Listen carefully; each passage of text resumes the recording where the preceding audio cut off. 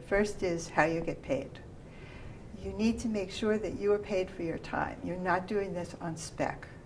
There are a whole range of considerations which have to do with how much the proposal fee might be if there's a proposal, whether you give it back if there's an advance. If there isn't a big advance, how you get paid, how you structure the payments so that you have money coming in as you work, and if something ghastly happens, you're not stuck for the whole amount of the fee. The second thing is what they call scope of work, which is who does what.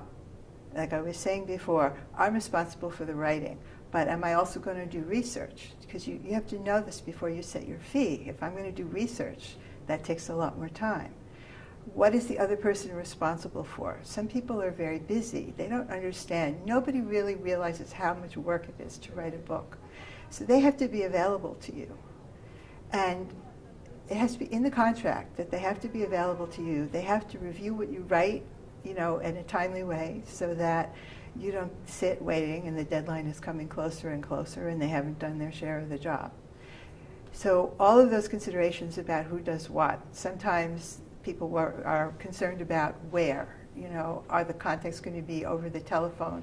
Will they insist that you make all the corrections in the manuscript, or will they do it themselves using track changes? All of those things are important. And the third thing, which is more important for self-published authors than for others, is who decides when it's finished? Because writing brings up a lot of anxiety for people, and they look at what is on the page and they get really nervous because they're seeing themselves exposed. And some people who aren't really sure what they mean to say or are naturally not very sure of themselves will keep changing it because when they look at it, they don't like it.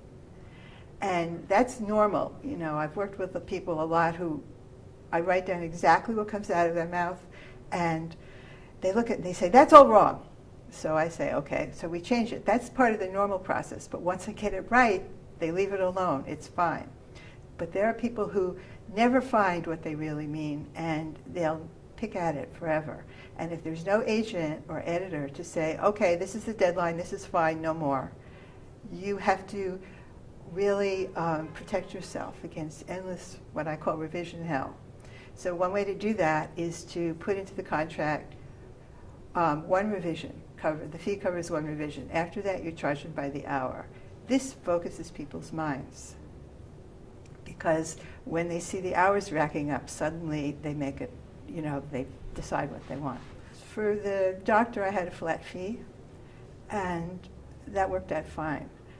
It's more for people that come to me where there's no publisher. They want help with something that I either want to go hourly or I want to do a flat fee with a scope of work built in. Because it's very hard to get people to agree to an hourly contract, because I don't blame them. The clock is ticking forever, and every time they pick up the phone to call you, they hear it. And they don't know how much they're in for. People don't have tons of money. So I always try to give a flat fee if I can, because that makes everybody happy, but I always limit it. And that has saved me in a couple cases. Thank you for listening.